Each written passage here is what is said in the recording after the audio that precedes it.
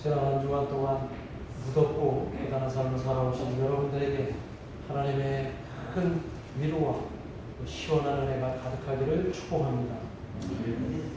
오늘 말씀의 제목은 우리 한번 같이 읽어볼까요? 시작. 소통의 하나. 여러분, 소통이라고 하는 것은 서로 통한다는 거죠. 사람 간에도 소통이 중요합니다. 그러나 우리는 하나님을 믿는 자들이기 때문에 하나님과의 소통도 매우 중요합니다.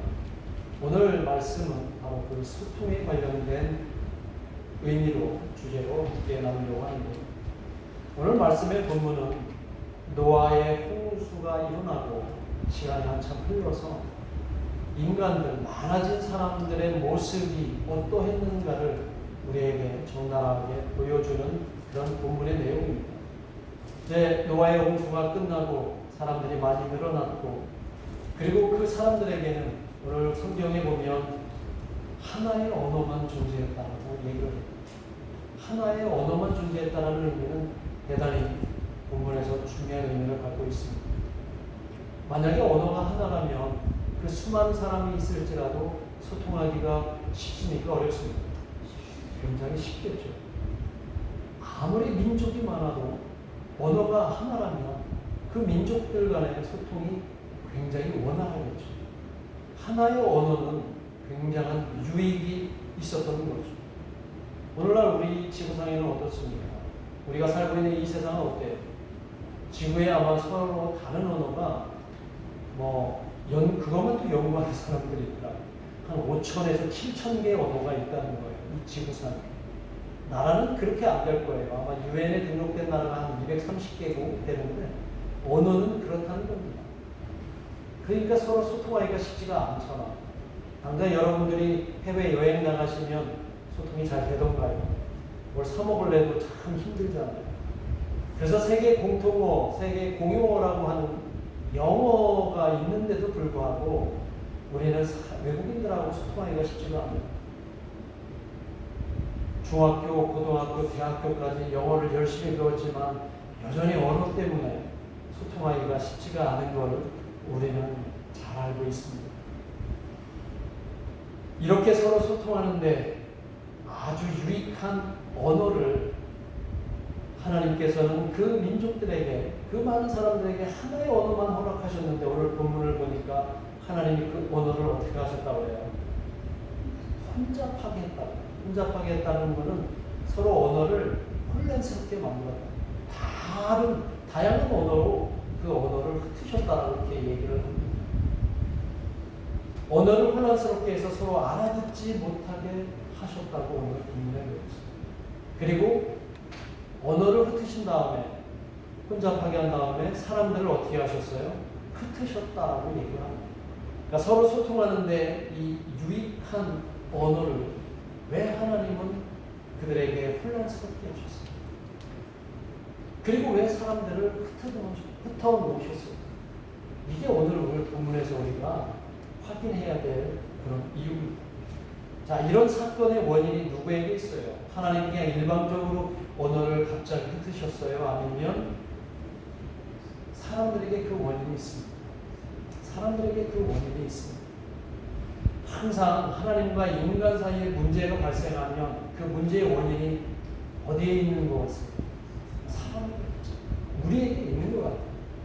그들의 언어는 하나였고 그들의 소통을 너무나 잘 했었는데, 문제는 그 유익한 언어, 하나의 언어로 그들이 서로 소통하는 그 모습들이 하나님이 보기에는 못마땅해요. 그 못마땅함이 오늘 본문에 이것이 나타납니다. 본문의 배경은 그렇습니다. 노아의 홍수가 끝나고 나서 노아의 홍수 이후에 이 지상에 있는 성경의 창세기의 기록에 의하면 살아남은 사람은 누구였어요? 노아와 세 자녀가 있었죠. 누가 있었어요? 세 자녀의 이름이 셈, 함, 야벳. 그 다음에 그 노아의 부인이 있었고 그 세 자녀의 며느리들이 있었죠. 그런데 이 며느리들이, 이 자녀들이 아이를 많이 낳고서 점점점 인구가 불어나오고, 창세기에 보면 얼마나 많이 불었는지 그 니무롯이라는 인물을 들어오셨죠. 창세기로 그 후손들이 어마어마하게 늘어난 거예요. 그렇게 많이 늘어난 사람들이 이제 자신들만의 공간, 자신들의 공간을 찾아서 동쪽에서 이동하기 시작을 합니다. 한참 이동하다 보니까 신할 평지라고 하는 아주 비옥한 평원을 그들이 만납니다. 그리고 그곳에 정착하기로 해요. 그런데 문제는 하나님의 은혜로 그 비옥한 평원에서 자족하면서 살면 되는데 그들에게 욕심이 생긴 거예요. 이곳에다가 우리를 위한 도시를 짓자. 그리고 이곳에다가 높은 성곽을 세우고 그리고 온 사면이 온 지상이 보일 수 있을 만큼 하늘에 닿을 만큼 높은 탑을 짓자. 그 탑을 지으면서 우리의 이름을 내자. 이런 의도로 그렇게 그들은 그곳에 도시를 짓고 성곽을 쌓고 탑을 짓기 시작을 합니다. 오늘 본문에 보면 그들의 문명의 기술도 탁월했던 것 같아요. 벽돌에다가 역청을 곁들인 진흙을 붙이는 것. 그럼 대단히 견고하고 오래갈 수 있습니다. 그리고 미관도 좋고요. 그러니까 대단히 문명화된 기술력이 있어서 그들은 굉장히 자존심이 있었던 것 같아요. 굉장히 자신감이 있었던 것 같아요. 그리고 무엇보다도 중요한 것은 그들의 언어가 몇 개라고 그랬어요? 한 개였기 때문에 일할 때 소통이 잘 될까요? 안 될까요? 일사천리로 그 일들을 해내기 시작을 했던 거예요. 다민족이었지만 하나의 언어를 사용하니 일할 때 얼마나 소통이 잘 되었습니까? 그냥 일사천리로 성과 탑을 쌓아갔을 겁니다. 마치 오늘날 인간이 이 엄청난 문명의 금자탑을 쌓은 것처럼 그들도 엄청난 탑을 막 쌓기 시작을 했을 겁니다. 그런데 문제는 하나님이 그들의 행위를 지켜보신 거예요. 그들이 지금 무엇을 하고 있는지 관찰하시고 그들이 도대체 무엇을 하려고 하시는지 보시려고 친히 내려오셨다고 본문에 써 있습니다. 그들은 열정을 거쳐서 자신들을 위한 성과 탑을 쌓는 그 모습을 하나님은 보시기 위해서 내려오셨는데 그때 너무 실망해요. 왜요? 하나님의 마음에 흡족하지 않은 일들을 그들이 하고 그들은 먼저 하나님이 그들에게 먼저 행하신 일이 뭐냐면 그들이 자유롭게 소통할 수 있었던 그 언어를 먼저 혼잡하게 만드신 거예요. 여러분 언어가 이제 하나의 언어가 여러 언어로 이렇게 혼잡스럽게 되면 그 공동체라든가 그 집단에서 생기는 일이 어떤 일이 생길까요? 서로 소통할 수가 없게 되죠. 서로 소통할 수가 없으면 많은 문제가 불거질 겁니다. 분쟁이 생기고 갈등이 생기고 오해와 편견들이 생겨서 이제 더 이상 합력할 수가 없는 그런 상황이 될 수도 있는 거예요.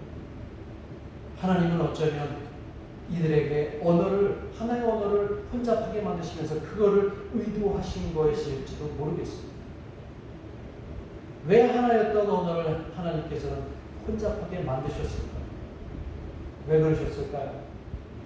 열심히 자신들이 성과 탑을 쌓으려고 하는 그 사람들을 보시고 하나님은 왜 그들의 언어를 흩으셨을까요? 그 이유가 오늘 본문에 있습니다. 그리고 오늘 이 본문을 통해서 오늘 이 시대를 살아가고 있는 우리는 그들과 얼마나 다릅니까?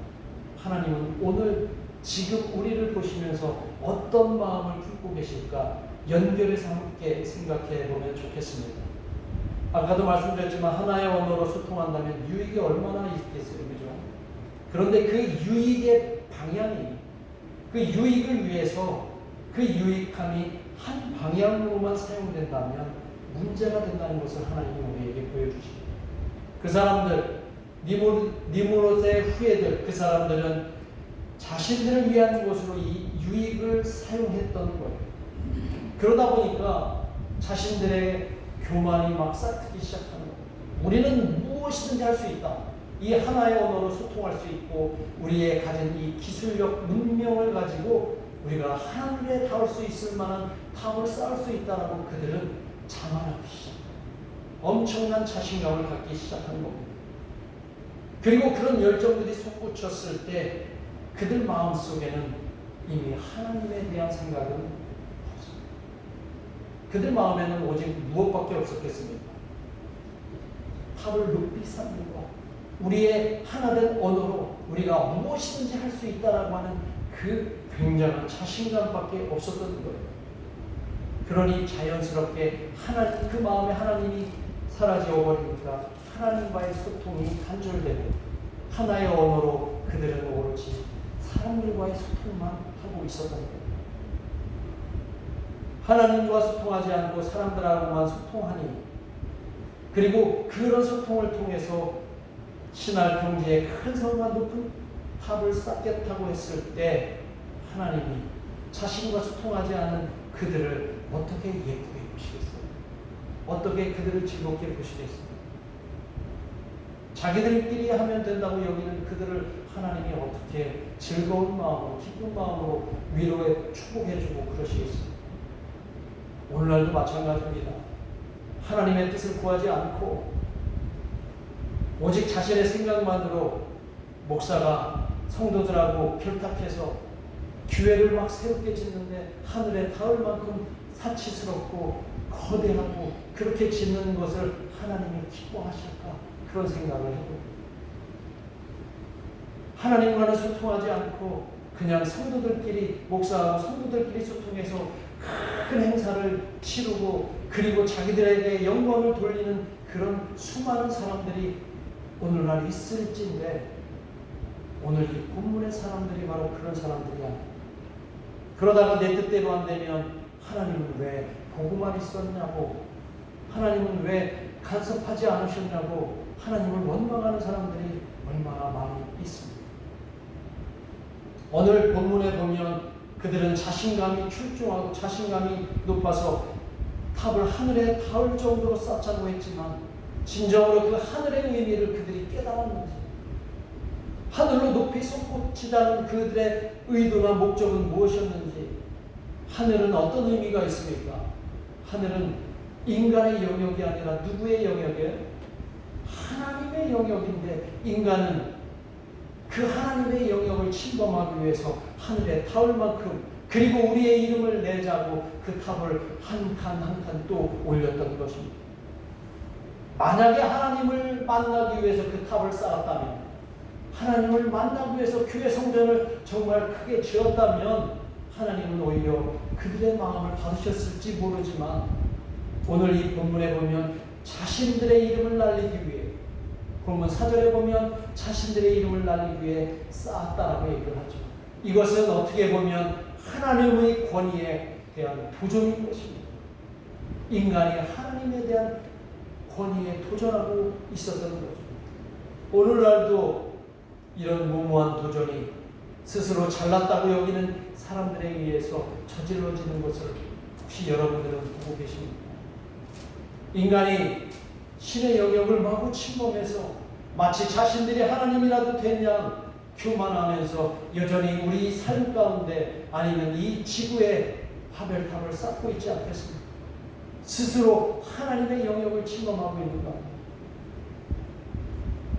이런 행위를 한 성경은 죄로, 처음부터 창세기에서 죄로 보았습니다. 그 죄의 첫 인물이 누구예요? 지난주에 설명했던 아담과 하와의 죄였던 거죠. 하나님께 그들은 죄를 저질렀습니다. 그들이 죄를 저지른 이유는 선악과를 따먹었기 때문이 아니라 스스로 하나님처럼 되고 싶다라고 하는 그 욕망을 품었기 때문에 그것이 죄라는 것이에요. 하나님의 주권을 인정하지 않는 태도가 바로 죄라는 것입니다. 그것이 결국 하나님과 맞서게 되는 바벨탑. 오늘날 우리가 살고 있는 이 시대에도 하나님의 권위를 인정하지 않는 그런 바벨탑을 우리는 수없이 쌓아가고 있는 것은 아닙니다. 그런 탑을 일방적으로 쌓게 되면 하나님과 소통이 불가능하게 되죠. 그러면 하나님은 그런 탑을 쌓는 우리의 의지나 우리의 뜻을 막으시는 거예요. 그리고 그 뜻입니다. 그러면 하나님의 은혜로부터 우리는 멀어지게 되는 거죠. 우리가 정녕 하나님의 은혜 안에 머물기를 원하는 하나님과 먼저 소통하시기를 주님의 이름으로 축복합니다. 그런 다음에 사람들과 소통하시는 거예요. 우리가 제일 먼저 해야 될 것은 하나님과 소통하는 거예요. 우리에게 주신 언어를 가지고 하나님과 먼저 소통할 때 하나님은 우리에게 살 길을 열어주시고 우리에게 복을 주시고 우리의 간구를 들으시는 줄 믿습니다. 이런 하나님과의 소통이 저와 여러분에게 있기를 간절히 축복합니다. 그렇다면 이런 하나님과 소통하기 위해서는 어떻게 해야 할까요? 오늘 보면 4절의 말씀을 한번 같이 읽겠습니다. 오늘 4절이 핵심입니다. 같이 읽습니다. 시작. 또 말하되 자 성읍과 탑을 건설하여 그 탑 꼭대기를 하늘에 닿게 하여 우리 이름을 내고 온 지면에 흩어짐을 면하게 하였더니 우리가 하나님과 소통하기 위해서는 먼저 이들이 했던 것을 반대로 하면 됩니다. 먼저 우리의 이름을 내지 말아야 합니다. 그 다음 우리의 이름을 내기 전에 누구의 이름을 먼저 내야 돼요? 하나님의 이름을 먼저 드러내야 되는 거예요. 그들은 탑을 쌓으면서 하나님의 이름이 아니라 누구의 이름을 내자고 해요? 우리의 이름을 내자고 얘기하는 겁니다. 왜요? 자신들이 똑똑하니까. 자신들이 능력이 많으니까. 그래서 벽돌에 역청을 바를 정도로 자신들은 위대한 존재들이니까 우리의 이름을 내자라고 그렇게 얘기합니다. 그러나 그들의 똑똑함이 하나님의 위대함에 견줄 수 있습니다. 이 우주 만물을 창조하시고 이 우주 만물에게 질서를 부여하신 하나님에게 그들의 똑똑함이 과연 피할 수 있겠습니까? 그래서 성경은 계속해서 기록합니다. 피조물보다 창조주의 이름에 영광이 있어야 한다고 성경은 끊임없이 기록합니다. 그 영광의 주인이 내가 아니라 인간이 아니라 바로 누구라고요? 창조주 되시는 하나님에게 그 영광이 있어야 된다는 것이죠. 그 영광의 주인이 우리가 아닙니다. 그 영광의 주인은 하나님입니다. 그래서 하나님께 영광 돌리는 우리의 삶이 될 때 우리는 하나님과 소통하게 되는 겁니다. 그래서 하나님은 스스로 말씀하십니다. 출애굽기 7장 5절에 보면 광야에 들어가서 하나님이 스스로 말씀하세요. 한번 같이 읽습니다. 하나님의 말씀에 같이 읽습니다. 시작. 내가 내 손을 애굽 위에 펴서 이스라엘 자손을 그 땅에서 인도하여 낼 때에야 애굽 사람이 나를 여호와인 줄 알리라 하시니 하나님의 이름이 드러나야 한다. 그 다음에 에스겔 38장 23절에 보면 하나님이 또 에스겔 선지자에게 말씀하십니다. 같이 한번 읽습니다. 시작. 에스겔 38장 23절 말씀 시작. 이와 같이 내가 여러 나라의 눈에 내 존재함과 내 거룩함을 나타내어 나를 알게 하니 그들이 나를 여호와인 줄 알리라. 하나님이 우리에게 누구의 이름을 내라고 말씀하세요? 여호와의 이름, 하나님의 이름을 먼저 내라고 얘기했습니다. 하나님은 당신의 이름이 세상에 드러나기를 원하십니다. 주목받으시려고요? 아니에요.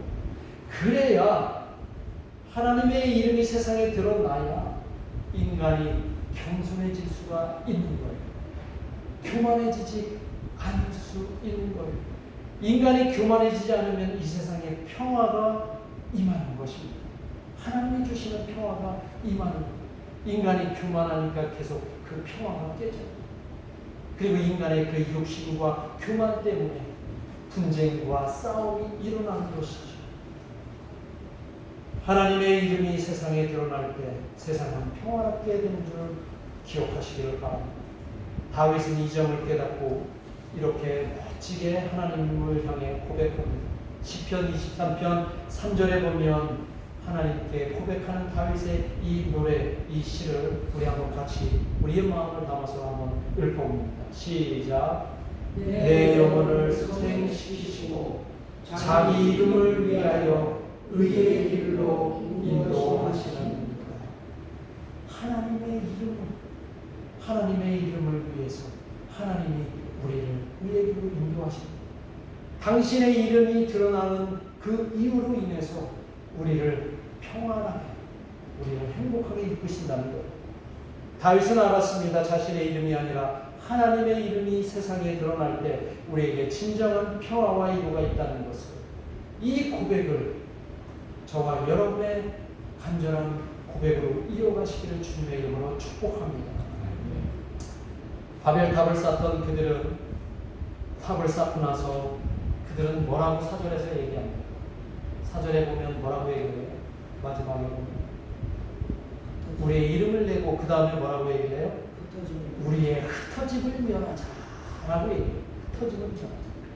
여기에서 흩어짐을 면하자라고 얘기하는 이들의 태도는 매우 자기 중심적인 그런 태도입니다.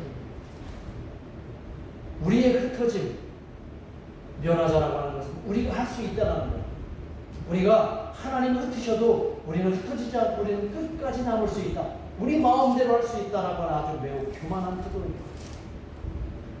그러니까 그들 마음에는 이미 하나님이 중심에 계시지 않는 거예요. 그들 마음의 중심에는 이기적인 마음, 자기 중심적인 마음이 있는 거예요. 하나님의 백성은 자기 마음 속에 자기 삶의 중심을 늘 누구에 두고 사는 존재들일까요? 하나님께 두고 사는 존재들이어야 합니다. 쌓은 탑을 중심으로 흩어짐을 면하자라고 말하는 것은 이미 그들 마음에 하나님 없이 우리끼리 한번 잘 살아보자, 이런 의미라는 것입니다. 이렇게 될 때 그들은 더 이상 하나님의 백성일까요? 아닐까요? 아니죠. 하나님 중심의 삶을 사는 사람들이야 하나님의 백성이 되는 것입니다.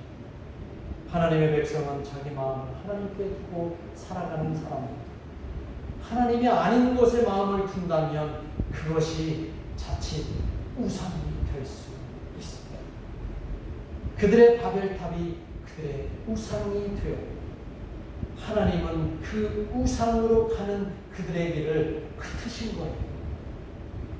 하나님이 왜 흩으셨냐면 속상해서 흩으시고 질투가 나서 흩으신 게 아니라 그들이 그렇게 되면 우상의 길로 가고 결국은 그들은 멸망의 길로 가기 때문에 하나님이 일부러 언어를 흩으시고 그들의 모임을 흩으셨다라고 오늘 우리가 이해가 되는 겁니다. 혹시 저와 여러분 마음에 주님이 아니라 다른 것이 중심에 있다면 그것을 하나님이 흩으시기 전에 내려놓으시기를 간절히 축원합니다. 그리고 그 마음에 하나님을 담으시기를 바랍니다. 그래야 하나님과 온전한 소통을 이루는 삶을 살아갈 수 있게 됩니다. 하나님과 우리가 온전한 소통을 이루어 살아간다면 하나님은 오늘 다윗의 고백처럼 우리를 선한 목자 되시는 하나님께서 선한 길로 인도해 주시고 날마다 우리에게 은혜와 복을 내려 주실 것입니다. 하나님이 제일 기뻐하는 모습은 성을 크게 짓거나 탑을 높이 올리는 그런 모습이 아니라 우리 마음에 하나님을 모시고 사는 그 모습을 제일 예뻐하시고 기뻐하시는 줄 믿습니다. 우리끼리 소통하기보다는 하나님이 먼저 당신과 소통하기를 즐거워하십니다. 그러니 목사에게 와서 신앙 상담하시기 전에 먼저 뭘 하셔야 돼요? 하나님께 먼저 기도하셔야 돼요. 하나님께 먼저 소통하셔야 돼요. 그런 다음에 목사하고 또 소통하셔야 됩니다. 요즘 우리가 정신없이 삶을 살아가고 있지만 우리의 소통의 방향이 이제 분명히 정해졌어요. 오늘 말씀을 따라서 어디로 향해야 됩니까? 하나님께로 향해야 됩니다. 세상으로 향하면 안 됩니다. 우리의 소통 방향이 사람으로 향하지 마시고 어디에게로 향해야 된다고요? 하나님께로 향해야 됩니다. 자, 손을 높이 한번 들어보십시오. 우리의 소통의 방향이 어디로? 하나님께로 먼저 향하고 그 다음에 어디로요? 여러분에게. 하나님과 소통하시고 사람들과 소통하실 때 하나님은 예비하신 은혜와 복을 여러분에게 임하게 해주실 줄 믿습니다. 조용히 하나님과 소통하시는 시간을 될 수 있으면 많이 가지시고 그리고 그때 주님은 우리와 소통하실 뿐만 아니라 여러분의 모든 전인격적인 회복을 이루시는 줄 믿습니다. 그것을 감당하며 그것을 이루시며 그렇게 소통의 방향을 하나님께로 내달리시는 이번 한 주간 되시기를 주님의 이름으로 축복합니다. 기도하겠습니다. 우리 함께 우리의 소통의 방향이 지금까지는 세상을 향해 있다면 이제부터 하나님께로 향하고 그리고 하나님을 내 마음 중심에 담아내고 그리고 하나님께 먼저 상의하고 아뢰고 그 다음에 사람들과 함께 나누는 우리의 신앙, 우리의 삶이 되게 해달라고 이 시간 함께 하나님께 간절히 기도하겠습니다. 하나님 아버지, 오늘 우리에게 들려주시는 이 말씀